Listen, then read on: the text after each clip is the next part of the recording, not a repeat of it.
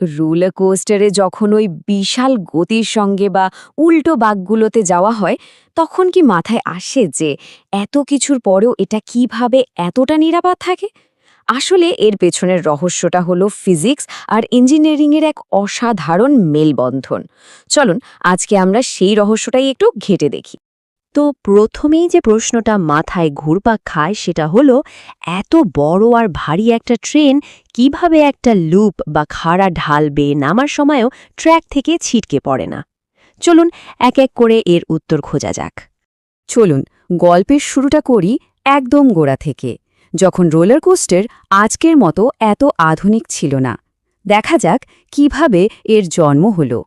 একেবারে শুরুতে কিন্তু এই রাইডগুলো ছিল খুবই সাধারণ। মানে ভাবুন একবার, রাশিয়ার বরফ ঢাকা স্লাইড থেকে শুরু করে ফ্রান্সের কাঠের রোলার, আর তারপর আমেরিকার প্রথম কোস্টার যার নাম ছিল সুইচব্যাক রেলওয়ে। এর গতি ছিল মাত্র 10 কিলোমিটার প্রতি ঘন্টা। এখনকার হিসেবে তো কিছুই না, তাই না? কিন্তু মাধ্যাকর্ষণ শক্তিকে বিনোদনের জন্য ব্যবহার করার যে ধারণা, সেটার শুরু কিন্তু তখন থেকেই। শুরুর দিকের ওই সাধারণ রাইডগুলোর পর এলো নতুন একটা যুগ। আর এই যুগের প্রধান চ্যালেঞ্জটাই ছিল আরোহীদের নিরাপত্তা নিশ্চিত করা। চলুন দেখি সেই সময়ের সমস্যাগুলো কিভাবে সমাধান করা হয়েছিল। প্রথম আর সবচেয়ে বড় সমস্যাটা ছিল লিফট হিল। শুরুর দিকের ডিজাইনগুলোতে আরোহীদের কষ্ট করে অনেক সিঁড়ি বেয়ে ওপরে উঠতে হতো। ব্যাপারটা ছিল খুবই অদক্ষ। তাহলে এর সমাধানটা কি ছিল? তো এর সমাধান হিসেবে এলো চেইন লিফট। কি হয় এখানে? গাড়ির নিচে একটা চেইন ডগ থাকে, যেটা মোটরে চলা একটা চেইনের সাথে আটকে যায় আর গাড়িটাকে সোজা উপরে টেনে তোলে। আর হ্যাঁ, উপরে ওঠার সময় যে একটা পরিচিত ক্লিক ক্ল্যাক শব্দ আমরা শুনি, ওটা কিন্তু আসলে অ্যান্টি রোলব্যাক ডগ নামের একটা সেফটি ফিচারের আওয়াজ। মানে কোনো কারণে চেইন ছিঁড়ে গেলেও গাড়িটা আর পেছনে গড়িয়ে পড়বে না। দারুণ না ব্যাপারটা? কিন্তু প্রযুক্তি তো আর থেমে থাকে না। যখন রাইডগুলো আরও ফাস্ট হতে শুরু করলো আর পাহাড়গুলো আরও খাড়া হলো, তখন পরের ইঞ্জিনিয়ারিং চ্যালেঞ্জটা সামনে এলো। মানে এই দ্রুত গতির কোস্টারগুলোকে আক্ষরিক অর্থে ট্র্যাক থেকে উড়ে যাওয়া থেকে আটকানো যাবে কিভাবে?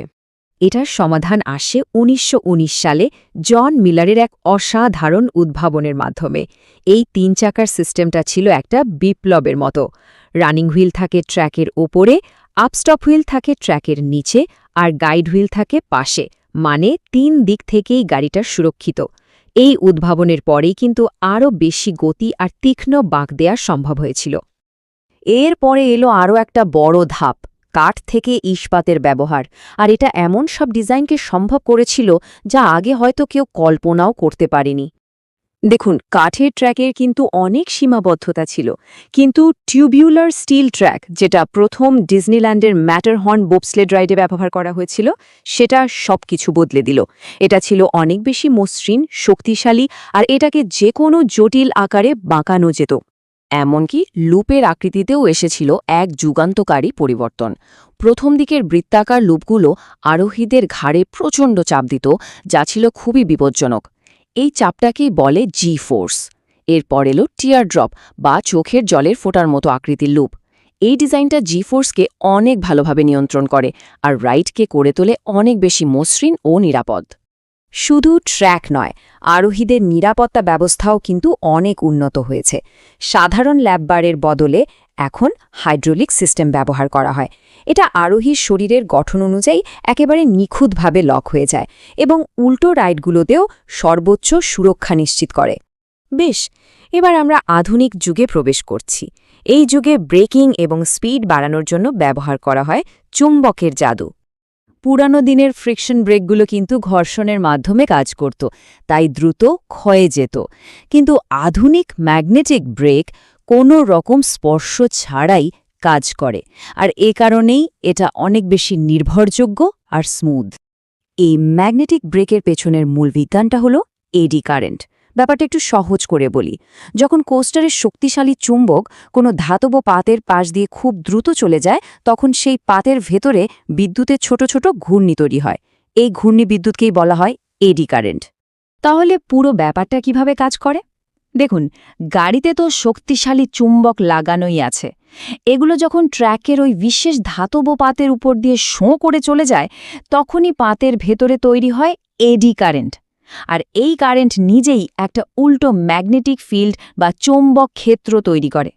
ফলাফল, গাড়ির চুম্বকটাকে এটা বাধা দেয়, আর কোনো রকম ছুঁয়াছুঁই ছাড়াই গাড়িটার গতি কমে আসে। আর চুম্বকের এই সহজ নিয়মটা মানে সমমেরু বিকর্ষণ করে আর বিপরীত মেরু আকর্ষণ করে, এটা কিন্তু শুধু ব্রেক করার জন্যই নয়, বরং অবিশ্বাস্য গতিতে কোস্টারকে চালু করার জন্যেও ব্যবহার করা হয়। একদম তাই। একই চৌম্বকীয় নীতি ব্যবহার করে কোস্টারকে শুধু থামানোই নয়, বরং প্রচণ্ড গতিতে লঞ্চও করা সম্ভব। আর এর ফলে প্রথাগত লিফট হিলের আর কোনো প্রয়োজনই থাকে না। এই প্রযুক্তির নাম হল লিনিয়ার সিনক্রোনাস মোটর। এখানে ট্র্যাকের ভেতরে থাকা কয়েলগুলোতে কম্পিউটার দিয়ে বিদ্যুৎ পাঠানো হয়। এই বিদ্যুৎ একটা শক্তিশালী চৌম্বক ক্ষেত্র তৈরি করে, যেটা গাড়ির নিচের চৌম্বককে আকর্ষণ ও বিকর্ষণের মাধ্যমে, মানে ধাক্কা আর টানের মাধ্যমে, একেবারে রকেটের গতিতে সামনের দিকে ঠেলে দেয়। আর এই সমস্ত অসাধারণ উদ্ভাবনের ফলাফল হল আজকের দিনের এই বিশাল দৈত্যাকার রোলার কোস্টারগুলো। আমরা ঠিক কতটা এগিয়েছি তা এই তালিকাটা দেখলেই বোঝা যায়। কোস্টারগুলোকে এখন এদের উচ্চতা অনুসারে ভাগ করা হয়, যেমন হাইপার, গেগা এবং স্ট্রাটা কোস্টার। কিংডা কায়ের মতো স্ট্রাটা কোস্টারগুলো ১২২ মিটারেরও বেশি উঁচু। ভাবা যায় এটা প্রায় একটা ৪০ তলা ভবনের সমান। তো মূল ব্যাপারটা হলো, প্রতিটি রোমাঞ্চকর বাঁক আর গতির পেছনে রয়েছে কয়েক দশকের উদ্ভাবন। আর এই উদ্ভাবনগুলোই রাইডগুলোকে শুধু দ্রুত নয়, অবিশ্বাস্যভাবে নিরাপদ করে তুলেছে। এখন প্রশ্ন একটাই, ভবিষ্যতে থ্রিল মেশিনগুলো আমাদের আরও কোথায় নিয়ে যাবে?